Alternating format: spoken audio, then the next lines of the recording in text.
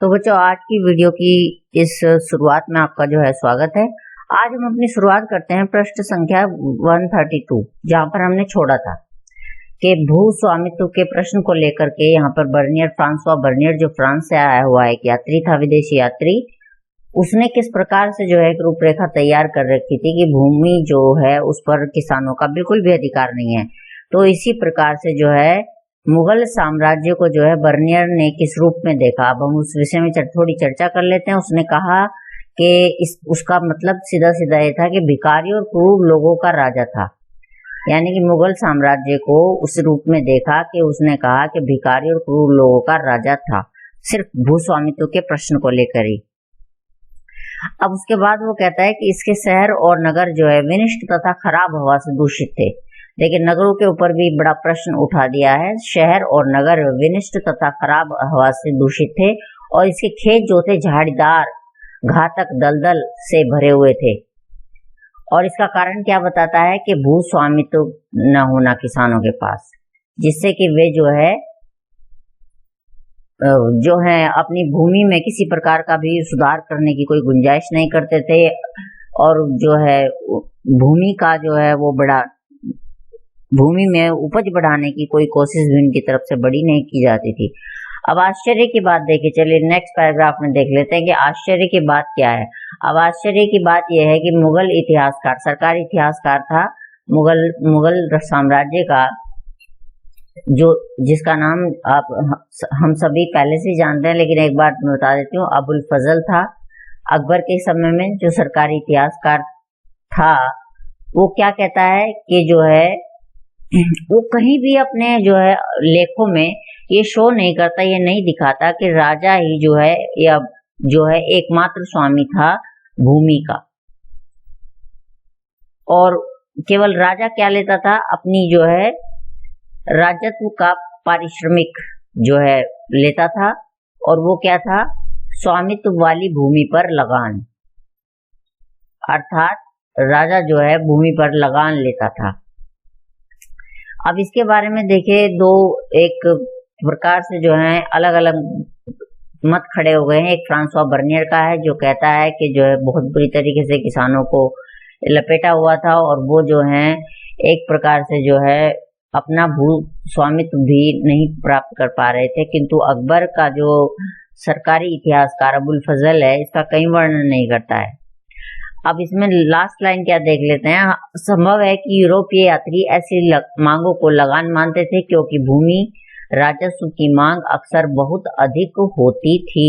देखिए, भूमि राजस्व की मांग जो है ज्यादा होने के कारण उसे यूरोपीय यात्रियों ने क्या माना, लगान माना। लेकिन असल में यह न तो लगान था और न ही भूमि कर, बल्कि उपज पर लगने वाला कर था। और इसके बारे में अधिक जानकारी हम प्राप्त करेंगे अध्याय 8 में, ये मैंने आपको पहले भी बता चुके हूँ। अब नेक्स्ट पैराग्राफ की ओर रुख करते हुए चलेंगे कि बर्नियर के विवरणों ने क्या किया है, 18वीं शताब्दी से पश्चिमी विचारकों को प्रभावित किया। अपना जो विवरण लिखा, उसने यात्रा वृतांत लिखा, उससे 18वीं शताब्दी से पश्चिमी विचारकों को जो है उसने काफी प्रभावित किया। अब उदाहरण के लिए देख लीजिए, फ्रांस में एक बहुत बड़े दार्शनिक हुए हैं मॉन्टेस्क्यू। उन्होंने उनके वृतांत का प्रयोग किसके लिए किया, प्राच्य निरंकुशवाद के सिद्धांत को विकसित करने में किया, जिसके अनुसार जो है एशिया में शासक अपनी प्रजा के ऊपर निर्बाध प्रभुत्व का उपभोग जो है वो करते थे, यानी कि उनके ऊपर राजा के ऊपर किसी तरह का अंकुश नहीं था, और वो जो है अपनी जनता के ऊपर निर्बाध रूप से कोई जो है उन्हें कोई अड़चन नहीं थी, प्रभुत्व पूरा था उनका अपनी प्रजा के ऊपर, जैसे चाहे वैसे जो है उन्हें मोड़ देते थे, जिसे दासता और गरीबी की स्थितियों में रखा जाता था। प्रजा कैसी थी, अधिकांश गरीब और दास स्थिति में थी। इस तर्क का आधार देख लेते हैं कि क्या था कि सारी भूमि पर राजा का स्वामित्व होता था, निजी संपत्ति जो है अस्तित्व में नहीं थी। ये तर्क मॉन्टेस्क्यू ने इसलिए दिया है, और वो भी क्यों दिया है, क्योंकि फ्रांसवा बर्नियर के विवरणों को उसने पढ़ा था। मॉन्टेस्क्यू एक बहुत अच्छे दार्शनिक हुए हैं फ्रांस में। फ्रांसीसी क्रांति से पूर्व इनके विचार जो है काफी लोकप्रिय थे, और बाद में भी रहे, और आज भी हैं, और कल भी रहेंगे।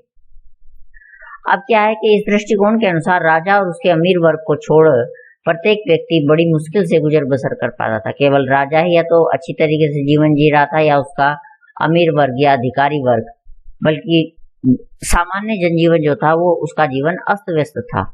अब नेक्स्ट पैराग्राफ में देख लेते हैं कि 19वीं शताब्दी में क्या है कि कार्ल मार्क्स भी देखिए बहुत बड़े विचारक हुए हैं, समाजवाद की ओर जो है इनका काफी रुख रहा है।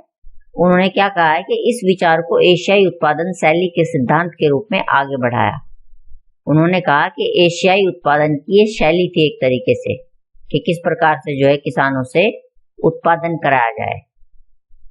उन्होंने तर्क देखे क्या दिया है अपने बचाव में कि भारत में उपनिवेशवाद से पहले, अर्थात जो है भारत में जब ब्रिटिश या अन्य कंपनी आई उनके आने से पहले अधिशेष का अधिग्रहण राज्य द्वारा होता था। यानी कि जो ज्यादा उपज हो गई यदि किसान के खेत में तो उसका अधिग्रहण कौन कर लेता था? राज्य कर लेता था। ज्यादा उपज को राज्य लेकर के, राजा के जो अधिकारी थे वो लेकर के चले जाते थे। इससे एक ऐसे समाज का भी उद्भव होता है। कार्ल मार्क्स के मैं पहले बता चुकी हूँ, जो कि एक समाजवादी थे। तो जो है सामाजिक दृष्टिकोण से उन्होंने देखा है कि ऐसे समाज का उद्भव हुआ जो बड़ी संख्या में जो है स्वायत्त तथा जो है समतावादी ग्रामीण समुदायों से बना। अब एक ऐसे समुदाय का जो है उदाहरण भी उन्होंने दे दिया है। इन ग्रामीण समुदायों पर राज्य के दरबार का नियंत्रण होता था और जब तक अधिशेष की आपूर्ति जो है निर्विघ्न रूप से जारी रहती थी उनकी स्वायत्तता का सम्मान किया जाता था। देखिए, जिस दिन आपूर्ति रुक गई उस दिन जो है स्वायत्तता खत्म हो जाती थी किसी भी व्यक्ति की। मुगल साम्राज्य में ये मानना है पश्चिमी विचारकों का। देखिए, इसमें सभी अच्छे अच्छे विचारक हैं। फ्रांसवा बर्नियर ने तो स्वयं भारत की यात्रा की थी, उसके बाद फ्रांस के मॉन्टेस्क्यू, फिर कार्ल मार्क्स आ जाते हैं। परंतु देखिए नेक्स्ट पैराग्राफ में क्या कहने की कोशिश की गई है कि जैसा हम देखेंगे ग्रामीण समाज का यह चित्रण सच्चाई से बहुत दूर था, बल्कि 16वीं और 17वीं शताब्दी में ग्रामीण समाज में चारित्रिक से जो थे बड़े पैमाने पर सामाजिक और आर्थिक विभेद था। अर्थात जो है गांव में भी, ग्रामीण समाज में भी विभेद आ गया था।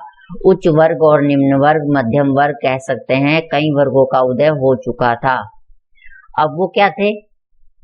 एक और क्या थे? बड़े जमींदार थे जो भूमि पर जो है अपना पूरा अधिकार रखते थे और उच्च अधिकारों का उपभोग करते थे। दूसरी ओर कौन थे? अस्पृश्य भूमि विहीन श्रमिक थे जिन्हें बलाहार कहा जाता था। अब इन दोनों के बीच में था किसान, बड़ा किसान। एक और बिल्कुल श्रमिक जो लो लेवल का था और एक और हो गए जमींदार जो बिल्कुल उच्च वर्ग से थे। और बीच में कौन थे? श्रमिक जो किराए के श्रम का प्रयोग करता था। अर्थात जो श्रमिक थे, बलाहार जिन्हें कहा गया है, उनका उपभोग जो है किसान उनका प्रयोग करते थे खेती करने में। और किया किस लिए खेती करते थे? ताकि जो है जमींदार को समय पर लगान चुका सके, ताकि वो आगे पूछे राजा को दे सके। साथ ही जो है अपेक्षाकृत छोटे किसान भी थे। और छोटे किसान क्या क्या करते थे? वो जो थे अपने मुश्किल से ही, बड़ी मुश्किल से जो है अपने जीवन जीने के लायक ही उत्पादन कर पाते थे। अब देख लेते हैं 6.3 में कि एक अधिक जटिल सामाजिक सच्चाई क्या थी। अब इसमें जो है सबसे पहले मुगल साम्राज्य को निरंकुश रूप देने की जो तन्मयता है, विदेशी जो है इतिहासकार हैं, वो उससे स्पष्ट क्या हो रहा है? स्पष्ट ये हो रहा है कि जो है उसके विवरण कभी कभी एक अधिक जटिल सामाजिक सच्चाई की ओर इशारा करते हैं। अब ये जो विवरण है कुछ ना कुछ तो जटिल सामाजिक सच्चाई है जिसकी ओर इशारा कर रहे हैं। उदाहरण के लिए वह कहता है कि शिल्पकारों के पास अपने उत्पादों को बेहतर बनाने का कोई प्रोत्साहन नहीं था। यानी कि शिल्पकारों को प्रोत्साहन राज्य नहीं देता था, क्योंकि मुनाफे का अधिग्रहण जो था राज्य द्वारा कर लिया जाता था। जिस प्रकार से किसानों की जमीन के अधिशेष का जो है उत्पादन का जो अधिग्रहण राज्य ने कर लिया, उसी प्रकार शिल्पकारों ने यदि कुछ अधिक कमा लिया तो उसका अधिग्रहण मुनाफे को भी ले जाता था। कौन? राज्य ले जाता था, राजा के पास चला जाता था। तो इसलिए जो है शिल्पकारों को भी प्रोत्साहन नहीं दिया जाता था। इसलिए उत्पादन हर जगह जो है पतोन्मुख होता जा रहा था। यानी कि हर सेक्टर में देखें, हर उसमें देखें, चाहे व्यवसाय हो चाहे कृषि हो, वहां हर जगह जो है मुनाफा जो है वो गिर रहा था, पतोन्मुख होता जा रहा था।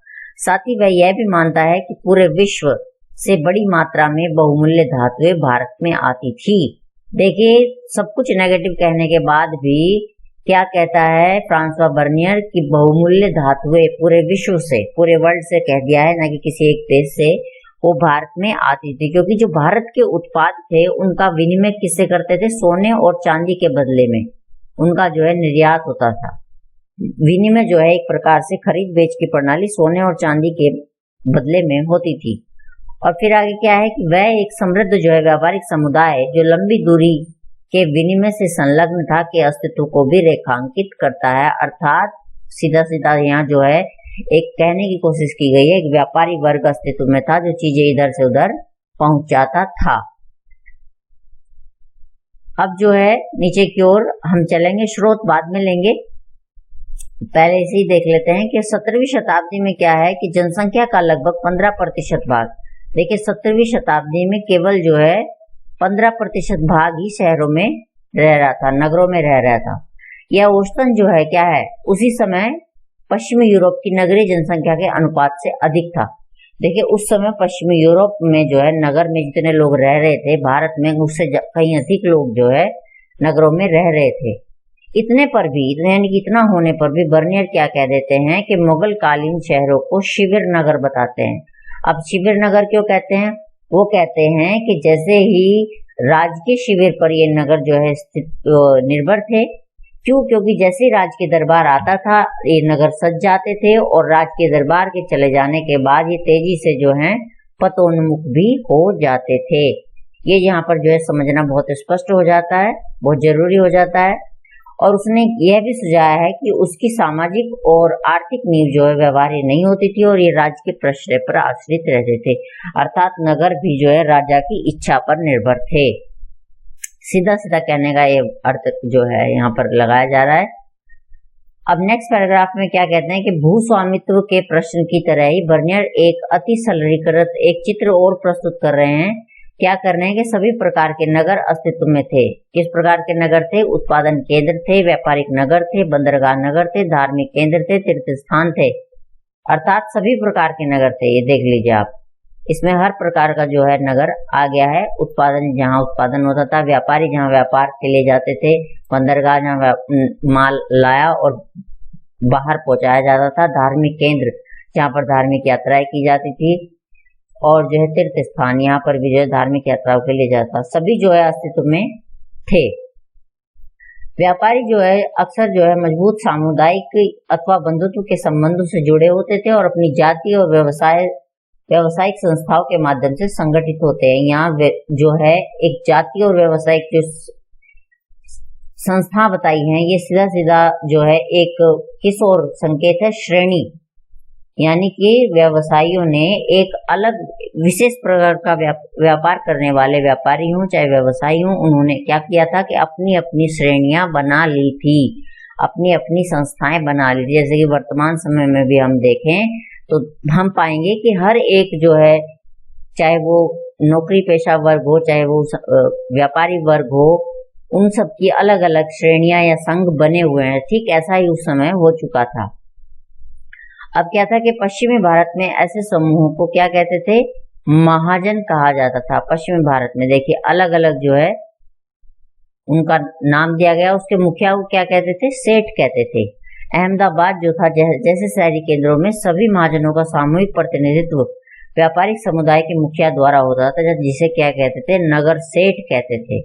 अब देखिए सारे महाजन मिलकर कहाँ जाते थे? जब जाते थे अहमदाबाद, बड़े बड़े यानी कि शहरों में, तो वहां पर नगर सेठ जो था इनका प्रतिनिधित्व करते थे। अन्य शहरी समूहों में कौन कौन थे? अब वो भी बता दिया है कि चिकित्सक थे, हकीम अथवा वैद्य जिन्हें कह सकते हैं, अध्यापक थे जिसमें पंडित भी थे और मुल्ला भी थे, अधिवक्ता वकील भी थे, चित्रकार थे, वास्तुविद, संगीतकार, सुलेखक अर्थात जो है किसी चीज को लिखने का जो कार्य करते थे आदि जो है सभी लोग शामिल थे। जहाँ कई राजकीय प्रश्रय पर आधारित थे, उन्हें जो है कुछ लोगों को तो राजकीय आश्रय मिला हुआ था, कई अन्य जो है संरक्षकों या भीड़भाड़ वाले बाजारों में आम लोगों की सेवा द्वारा जीवन यापन करते थे। और जो इनमें से बाकी बचे हुए थे जिन्हें राजकीय प्रश्रय नहीं मिला हुआ था, वो आम लोगों की सेवा करते थे और तब जो है अपना जीवन यापन कर पाते थे। चलिए एक बार वापस चलते हैं, हम देखते हैं ऊपर ब्लू बॉक्स में हमने क्या छोड़ा है और उसे एक बार समझने की कोशिश करते हैं। ब्लू बॉक्स में हमने छोड़ा है यूरोप के लिए एक चेतावनी। देखिए बर्नियर क्या चेतावनी देते हैं। भारतीय स्थिति को देखते हुए मुगल ढांचे को जब उन्होंने देखा कि ग्रामीण जो है सेक्टर जो है बहुत बुरी स्थिति में था, तब उन्होंने यूरोप के लिए कहते हैं कि जिस प्रकार यूरोप में जो है जिस प्रकार समृद्ध और बसे हुए और जुटे हुए खेत हैं, अच्छी तरीके से बसे हुए गांव हैं और फल फूल रहे हैं, और उस दृष्टि से उनके शासक भी अमीर और शक्तिशाली हैं और हमें स्वीकार करना चाहिए, वो कहता है उन्हें, और उनका बेहतर और राष्ट्रीय ढंग से सेवा करनी चाहिए। देखिए ये सीख लेकर के वो भारत से गया। वे जल्द ही रेगिस्तान या निर्जन स्थानों के भिखारियों तक लोगों के राजा बनकर रह जाएंगे, जैसे कि जिनके विषय में मैंने वर्णन किया है। यानी कि वो कहते हैं कि मुगल साम्राज्य से आप चेतावनी ले लीजिए, या तो राजाओं की सेवा कर लीजिए अपने यहाँ के, अन्यथा जो है आपका हाल भी ऐसा ही हो जाएगा जैसा मुगल साम्राज्य में वर्तमान में हो रहा है वहां की जनता का। सेम यही कहना है बर्नियर का। अब नेक्स्ट चलते हैं। एक चित्र हमें जो है दिखाई दे रहा है, ये एक चम्मच है, और चम्मच कैसी है, सोने की चम्मच है जिसमें पन्ने एवं मानिक जो है जड़े हुए हैं। तो ये शिल्पकारों की जो है खास एक दक्षता को जो है दर्शाता है। चित्र 5.12। अब ऊपर देख लेते हैं, एक भिन्न सामाजिक आर्थिक परिदृश्य बर्नियर। इसमें भी बर्नियर ने जो है दिया है कृषि तथा शिल्प उत्पादन दोनों का विवरण जो है उसने यहाँ दे दिया है। और यह ध्यान देना आवश्यक है कि इस देश के विस्तृत भूभाग का जो अधिकांश भाग जो है उपजाऊ है। उदाहरण के लिए क्या है कि बंगाल का विशाल साम्राज्य जो मिस्र से न केवल चावल, मकई तथा जीवन की अन्य वस्तुओं के उत्पादन में, बल्कि उन अनगिनत वाणिज्यिक वस्तुओं के संदर्भ में जो मिस्र में भी नहीं उगाई जाती थी, जैसे कि रेशम। देखिए भारतीय जो है जो उन चीजों का जो है विशेष रूप से वर्णन कर रहा है जो चीजें केवल भारत में ही उगती थी और बहुत महत्वपूर्ण थी, विदेशों में उनका निर्यात होता था और उनके बदले में ही भारत में सोना चांदी आता था। दे दिया है रेशम, कपास, नील। क्योंकि यहाँ की भारत की देखिए विशेषता भी उसने बताई है कि खेती जो है अच्छी होती थी, क्योंकि भूमि अच्छी थी। भूमि अच्छी होगी तो उस पर खेती भी अच्छी होगी। और शिल्पकारों को उसने क्या कहा है कि आलसी बताया है। आवश्यकता जितनी होती थी उतना ही वो काम करते थे, अधिक नहीं। लेकिन फिर भी वो क्या करते थे कि गलीचे, जरी, कसीदाकारी, कढ़ाई, सोने और चांदी के वस्त्र था विभिन्न प्रकार के रेशम और सूती वस्त्र जो देश में भी प्रयोग किए जाते थे और विदेश में भी निर्यात किए जाते थे के निर्माण का कार्य करने के लिए बाध्य हो जाता है। आवश्यकता के कारण होते थे या फिर उन पर जो है राज्य उत्पादन करवाते थे। तो इस प्रकार से, और इस बात पर भी जो है फ्रांसवा बर्नियर ने जो है अपना काफी खेद प्रकट किया है कि सोना और चांदी भारत में आकर कुछ हद तक हो जाता है। यानी कि जो है उस समय तक पश्चिमी जो देश थे वो ये जान चुके थे कि सोना और चांदी भारत में बहुत आयात में जा रहा है और वहां जाकर के सब लुप्त हो जा रहा है।